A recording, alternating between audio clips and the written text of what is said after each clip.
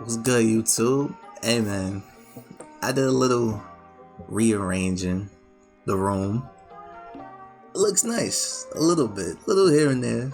You know, it's not fully, decked out the way that I wanted to, but I got space. Like a lot of it.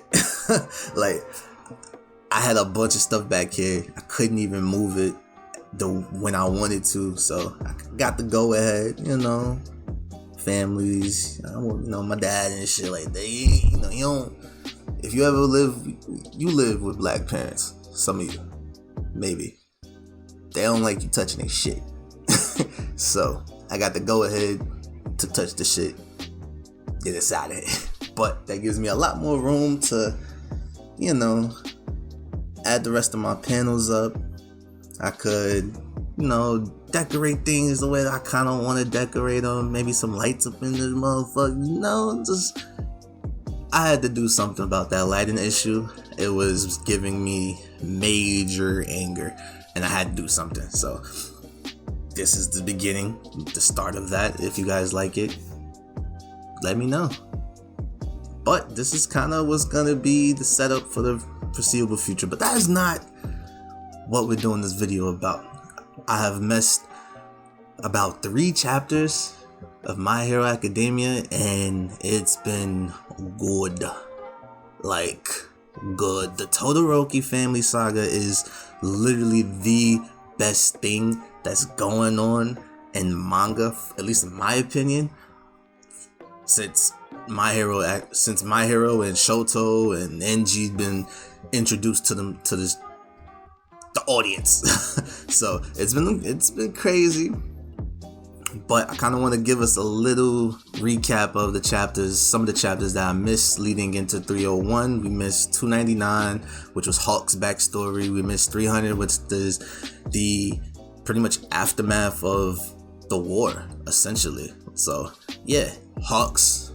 A lot of the fandom assumed that Hawks and Dabi went to school together or whatnot. That turned out to be false. What actually happened and why Dabi knew Hawks' real name pretty much came from Hawks' own mother. Like, turns out his whole family, his dad was a villain, pretty good villain. Not good enough that they were living well above their means, but pretty good enough villain. And he pretty much was using Hawk's quirk to his advantage as well. His mom didn't really stand up for either Hawk or herself, and pretty much just settled into the life that they were living up until the point that his dad got arrested and whatnot, and people came in, swooped him and his mom up, and that's kind of how he got to where he's been. He's been this agent, whatnot, of the dark side of hero society, I guess you could say. He kind of does all the dirty work. But that's pretty much was 299. 300, oh man, I love the Endeavor redemption arc, if we can even say it's a redemption arc at this point. But damn, like, to see him literally just break, like, not even break, he broke when Dabi revealed himself to be Touya, the oldest son. He's broken. He's even more of a shell of his former self now that he's woken up, because he's now thinking about the reasoning why Dabi is who he is right now. Like, he knew Dabi was not trying to, like, at that moment, if Dabi really was trying to kill Enji, and I'm calling him Enji because even he states Endeavor is dead. He's Enji right now. He has none of that Endeavor pizzazz, that aura of him, the personality. He has none of that. This is Enji that we're getting this inner monologue, the outer monologue when Shoto and Natsuo, Fuyumi, even Rei comes up. Like, this is literally Enji. Like, this is like all the facade, I'm this big badass number 2 hero turned number 1 hero Endeavor, all that's done. There's none of that in this chapter at all. Like, he's crying, and we've never seen Endeavor cry. like at all. And you see that he does not want to fight Dabi. He even says like, yo, I can't fight my own son. Like there's a bit of honor in him.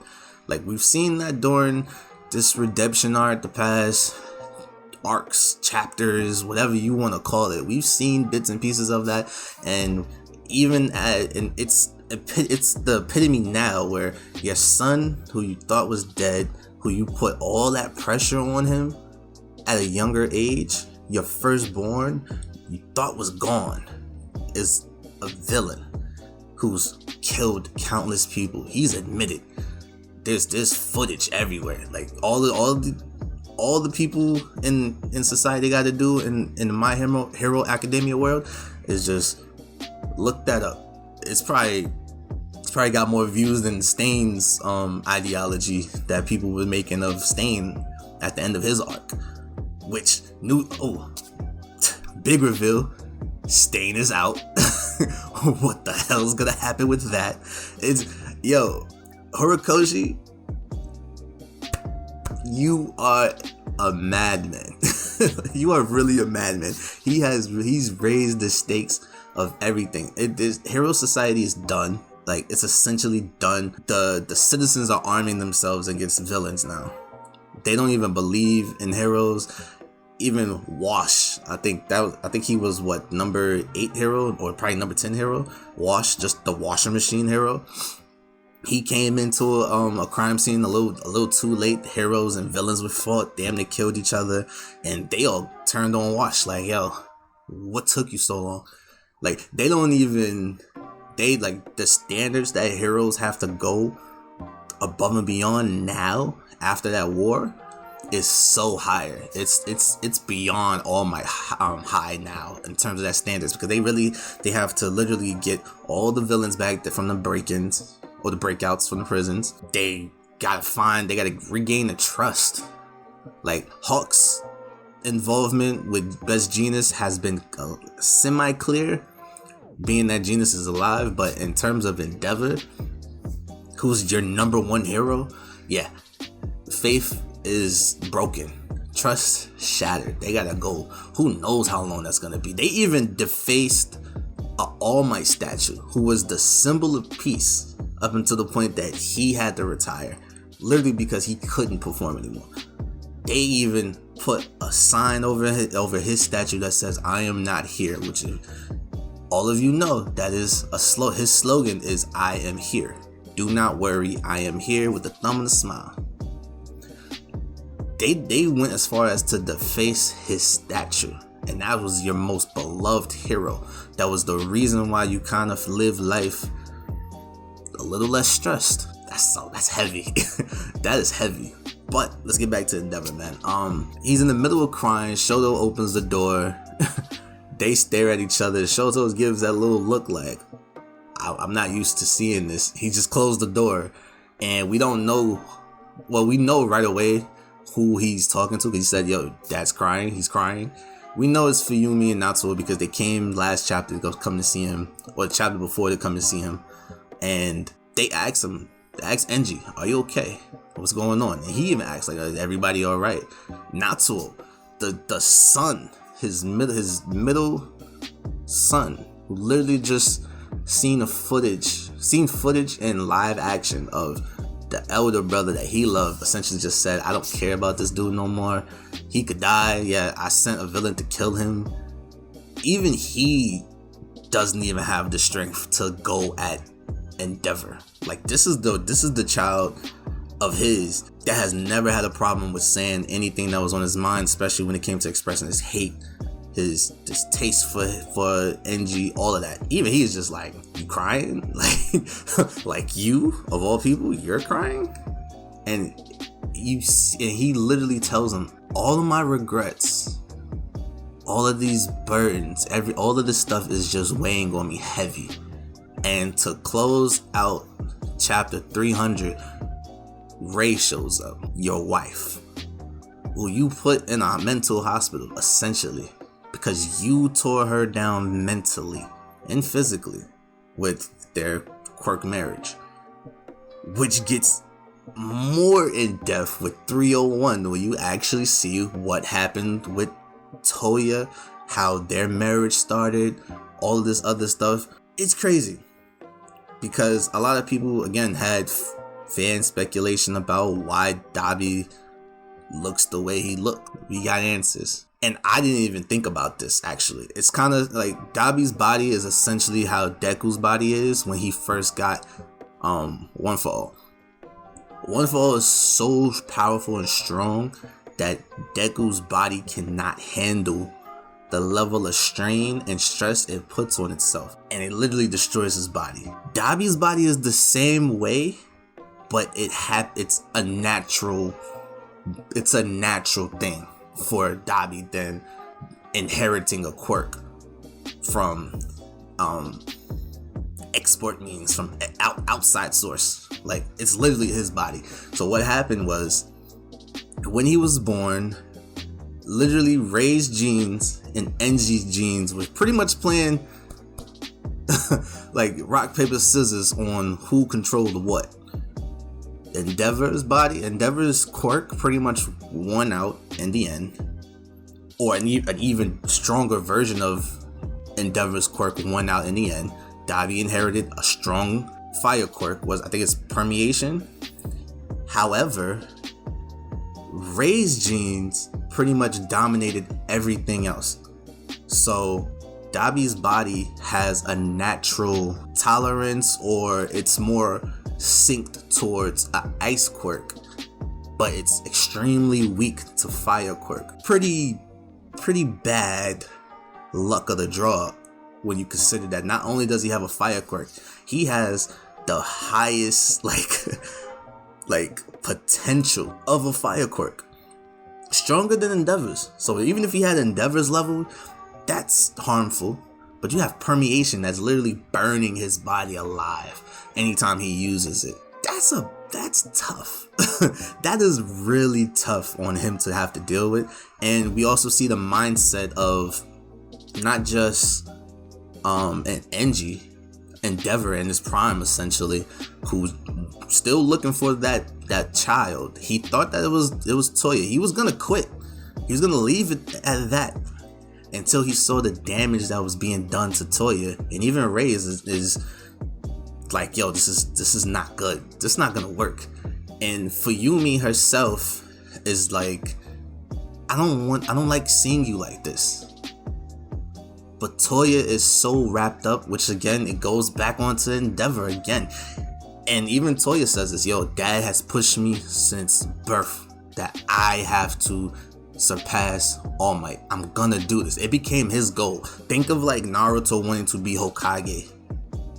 It became Toya's Nindo. Like, I'll die. I'd rather die than just give up on it. And Fuyumi being the sister, I don't like seeing you like that. And he's like, yo, girls don't understand. You don't understand. Yeah. To the point that even Endeavor hammered it into his head numerous times that you can't do this. It's hurting you. You're injuring yourself every time. Every time I see you, you come back with new burns. Stop. He still wouldn't listen, to the point that, again, which kind of what Endeavor wanted to do anyway. You could kind of see that he wanted to do it anyway, but also he wanted to relieve this burden off of Toya's shoulders of wanting to surpass All Might, which is when Natsuo came. And imagine Natsuo hearing this shit.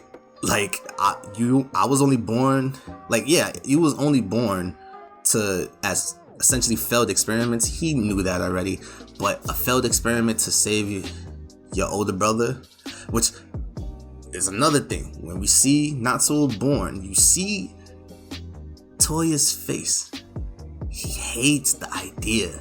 It's a burning passion. Like, he knows what having more siblings meant to him. You're discarded. So even more and more years went by. He pushed himself even harder till when Shoto was born. That was like the last straw. literally the last straw. And you see on Ray's face, she didn't want to do it. Like, she loves her family. Like, in the beginning, they even say, like, yeah, arranged marriage, but she said she would do anything for her family. That's prior to having kids. That was just her family before she had kids and settled down with Enji. Yo, Todoroki family saga, these dudes need Mori, Jerry Springer, Oprah. I wonder if there's a My Hero Academia version of Oprah. It's so crazy. And even at the end, like, you see Touya just snap. Like, you see him snap. Like, by the time, when you see the time skip of Natsu's being born, you see his hair starting to change. Like, on the, like, a little top side here of his spikes, it's going white. You see it. But then by the time that Shoto is born, his hair is just full on damn near white. Like, you could tell that he's day in, day out, he was overworking himself to the bone. That he was burning himself, pretty much fried his hair of his normal color hair, his original color, to the point that it was just pitch white. And and even in the end, like, he even worked on his quirk. He was burning down forests. He was causing forest fire, all this stuff, just saying, like, I can do this. Like, he's pushed himself to the limit that I can do this. And he went back to see his family. As a kid, he's training himself. Like, Endeavor stopped training him. He's doing all this by himself. Came back with new scars again. And he literally told Touya, yo, you're done. You can't do it. You're done. Touya snaps. Like, his quirk, he snaps. But he doesn't lash out at Endeavor, which what I thought was gonna be the next panel. He moves, and before he even moves, he says, you don't understand what I'm going through. You don't understand what's going on because I'm your son.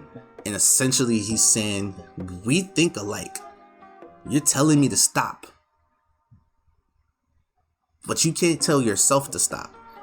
It's like the pot calling the kettle black. You can't tell me to stop doing something that you yourself is doing. You can't he's not looking at himself in the mirror and understanding what he's doing to himself, but he's trying to be a parent. And I'm not a parent. I'm only going off of what's going on in this manga. He's telling, it's do as I say, not what I do. Doesn't work like that. Parents sometimes think they do. Again, doesn't always work like that. And Touya snaps, but he doesn't lash out at Endeavor. He lashes out to end the chapter. He really pretty much lashes out towards Shoto, who's in Ray's arm, and Ray. And it closes out saying that you're not the only one that's suffering.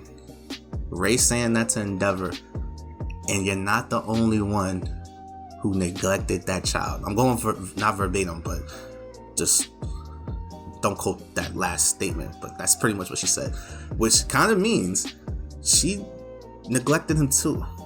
Like, they both failed Touya. Everybody wants to point to everybody wants to point to Endeavor and say, oh, this was, yes, it is naturally on Endeavor, because this was his grand plan of trying to find the perfect child to surpass All Might. So you can say that, yes, but Ray was also there. And I'm not putting that blame on Ray. She's essentially trying to own up to it. I'm not putting that on her, because even during this chapter, you see the wear and tear, like the bags, the hard black lines under her eyes that Horikoshi is pretty much showing to display how tired and weary she is. It's like, again, she did what she had to do for her family. If having more kids meant Touya probably has to understand and give up self-harming himself for his goal now, because you think it's Endeavor's goal, and at the end of the day it is, but it also became Toya's goal, to the point that he drove himself mad to do it, self-harmed himself, everything to do it, and to please his dad. And he said it like, yo, dad has told me time and time again, to the point that I have to do it. Like that was his own self-worth. The Todoroki family saga, man. I keep saying it, but it strikes home so much. Like, I don't have family issues like that to this type of extent, and with domestic abuse, stuff like that, it doesn't really hit home. But as a person who's had friends who's had other family and they dealt with this, I understand. You might not be in the moment of the situation, but it's real. Like, all of it is real, and kudos to Horikoshi for playing this as real as it gets. He could have had this go away where everybody forgives Endeavor and we just quote unquote forget, and that would have sparked a lot of, I'll say it, a lot of hate from a lot of readers and a lot of viewers. But kudos to him for keeping it real, keeping it honest with the fact that not everything is just gonna go away because you want to do good. Kudos to it, man. But that's gonna do it for this video. I'm curious to see how Horikoshi is gonna top 301. I'm assuming that we might take away, I think we might get a time skip to where maybe Deku wakes up. Who knows? We might go back to the villain side, or we might go back to Hawks. I don't know.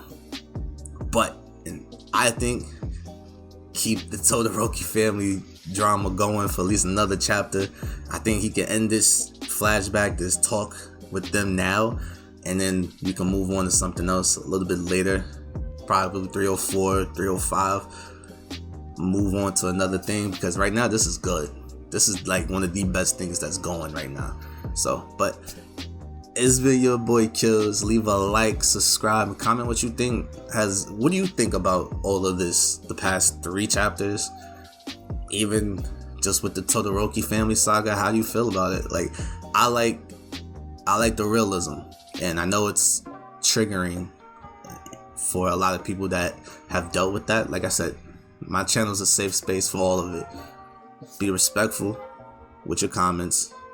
I know everybody like to joke. I'm a jokester too, but in terms of stuff like that, let's keep it respectful. Let me know what you guys think. What would you rate this chapter? Like, I give it like around a 9 or 10, because yeah, we knew what was going on, but we getting a lot more in depth to what really was going on in the family. So let me know, man.